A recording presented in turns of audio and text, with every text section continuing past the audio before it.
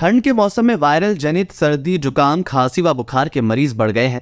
पीड़ित बच्चे व बड़े बुजुर्ग चिकित्सकों के पास पहुंच रहे हैं।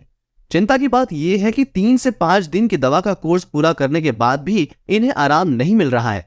वायरल में एंटीबायोटिक नहीं दिए जाते, इसलिए लक्षणों के आधार पर उपचार के साथ काफी मरीजों का कंप्लीट ब्लड काउंट यानी सीबीसी के साथ डेंगू व मलेरिया का टेस्ट तक कराना पड़ रहा है, ताकि बैक्टीरियल या अन्य संक्रमण का पता चल सके। अधिकांश की रिपोर्ट सामान्य ही मिल रही है। इससे चिकित्सक पोस्ट कोविड मरीज व कमजोर रोग प्रतिरोधक क्षमता को भी इसका कारण मान रहे हैं। दरअसल सामान्य रूप से बच्चों की खांसी 5 से 7 दिन में ठीक हो जाती है। इस बार सर्दी में 10-12 दिन पुरानी खांसी से ग्रस्त मरीज उपचार के लिए पहुंच रहे हैं। कुछ ऐसे भी मरीज हैं जिनका बुखार नहीं टूट रहा है। मैक्स फोर्ट हॉस्पिटल के वरिष्ठ बाल रोग विशेषज्ञ डॉक्टर चितरंजन सिंह ने बताया कि संक्रमण की कोई निश्चित दवा नहीं है। चिकित्सक लक्षणों के आधार पर उपचार करते हैं। सामान्य रूप से वायरल जनित बीमारियां समयबद्ध होती है, मरीज स्वस्थ हो जाते हैं। खांसी या बुखार ठीक न होने के कारण सीबीसी करानी पड़ रही है। इसमें बैक्टीरियल संक्रमण के मामले बहुत कम निकल रहे हैं।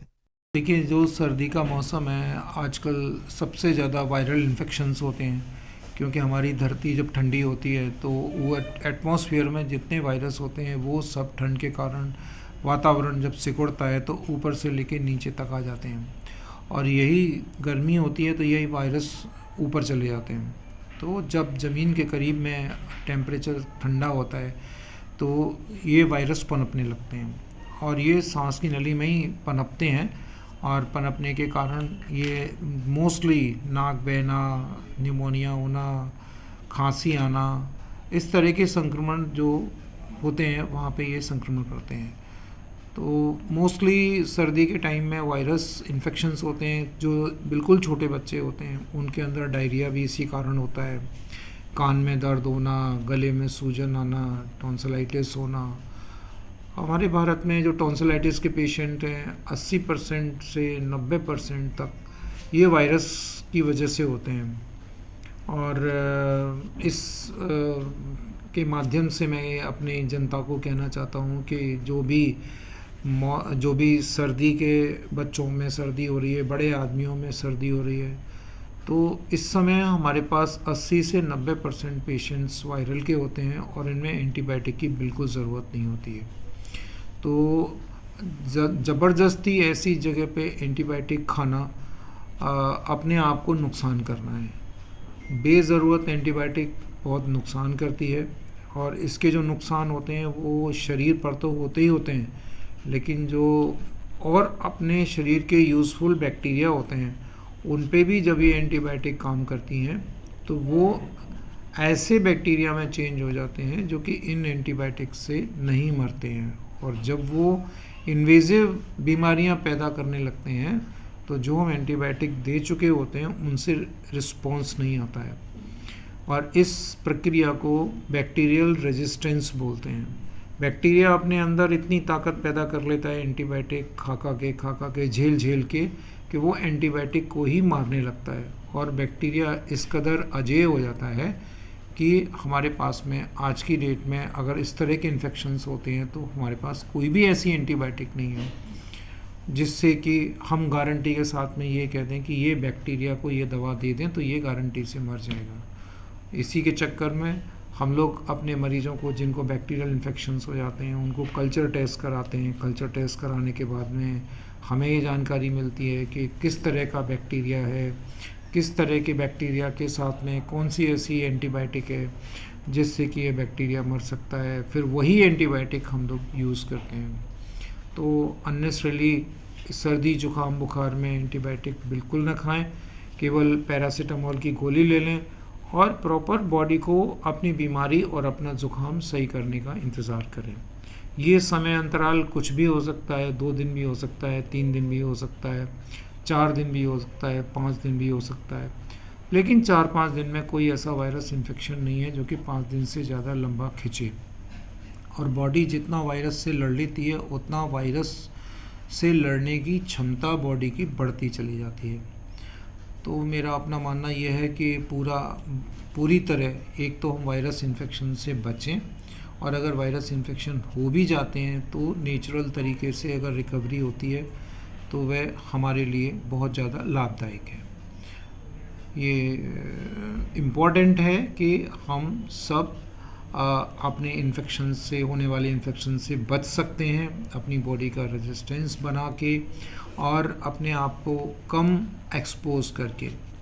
बेज़रूरत अननेसेसरी भीड़ भाड़ के इलाकों से अभी भी बचने की ज़रूरत है। मास्क लगा के इस सीज़न में स्पेशली अभी भी बाज़ार में जाने की ज़रूरत है, और जहाँ बहुत ज़्यादा भीड़ हो वहाँ अपने आप को आज की डेट में भी मास्क लगाकर बचाने की बहुत ज़रूरत है। तो मास्क से हम लोग बहुत सारी बीमारियों का बचाव कर सकते हैं। बाकी पर्सनल हाइजीन के लिए हम लोगों को बहुत ध्यान रखना पड़ेगा कि अगर किसी की नाक बह रही है, कुछ हो रहा है, तो वो छींकें आ रही हैं, तो वो अपना जो है वो बचाव करे, जिससे कि अपनी छींक का जो वो है फैलाव है वो कम से कम रहे। अपनी बाजू में छींकें, रुमाल में छींकें या कहीं पे ऐसे छींकें जिससे कि न हो, और उन चीज़ों को वो प्रॉपरली स्टरलाइज करते रहें। ठंडी जगहों से जाने से बचें, ठंडी चीज़ें खाने से, रखी हुई चीज़ें खाने से। स्पेशली आजकल फैशन है कि जितनी ज़्यादा ठंड पड़ेगी उतनी लोग ज़्यादा आइसक्रीम खाएंगे। तो ये सब चीज़ें जानबूझ के जो अपनी बीमारी को न्योता देते हैं, उन सब से ये अनुरोध है कि अपने आप को बचाएं, क्योंकि ऐसा नहीं है कि अगर आप 10 बार बच चुके हैं तो 11वीं बार भी आप बच जाएंगे। तो पता नहीं कौन सा ऐसा चीज़ जो कि आप खा लें और आपके गले को आप बार बार एक्सपोज कर रहे हो। उन चीज़ों के लिए तो एक स्टेज तक तो हमारी बॉडी सपोर्ट करती है, उसके बाद में हमारी बॉडी सपोर्ट करना बंद कर देती है और हम बीमार होने के लिए मजबूर हो जाते हैं। तो अपने आप को बीमार होने के लिए मजबूर मत करिए और अपने आप को बचाव करिए, अपनी बॉडी को हेल्दी रखिए, प्रॉपर एक्सरसाइज करिए, प्रॉपर रेस्ट करिए। स्मोकिंग बिल्कुल मत करिए इस सीज़न में जहाँ तक, और जहाँ कोई बगल में कोई स्मोक कर रहा हो उसके पास मत खड़े होइए। अगर आप घर में स्मोक कर रहे हैं और आपके छोटे छोटे बच्चे हैं तो इस चीज़ को बिल्कुल अवॉइड करिए। आपका स्मोकिंग करना बहुत ज़रूरी हो तो खुले हुए वातावरण में, एटमॉस्फेयर में जाकर अगर आप स्मोक करें तो अपने घर परिवार के लोगों को आप बचा सकते हैं, और आप अपने समाज को भी अपने से होने वाले डैमेज को बचा सकते हैं। घर में स्पेशली आजकल अगरबत्तियों का प्रयोग थोड़ा कम करें, धूप बत्तियों का प्रयोग थोड़ा कम करें, और ऐसी चीज़ें इस्तेमाल करें खुशबू के लिए जो कि हमारा एटमॉस्फेयर पॉल्यूटेड ना हो। मैं doctor Sushil Kumar Tomar, chairman joint for medical laboratory technologist association India Uttar Pradesh, Jeevan Jyoti pathological laboratory, Achaltal, GT road, Aligarh. आज कल के मौसम, सर्दी का मौसम चल रहा है, इसमें बुजुर्ग एवं बच्चों के लिए बहुत ही सर्दी की वजह से प्रॉब्लम होती है।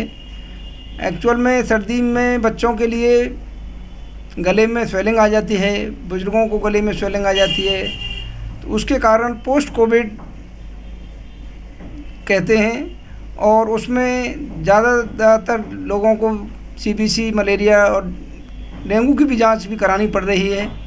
जबकि वायरल फीवर में 3 दिन की दवा देने के बाद में आराम हो जाता है, लेकिन इस समय पूरा कोर्स लेने के बाद भी आराम नहीं मिल रहा है।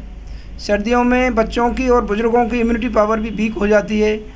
इसी के कारण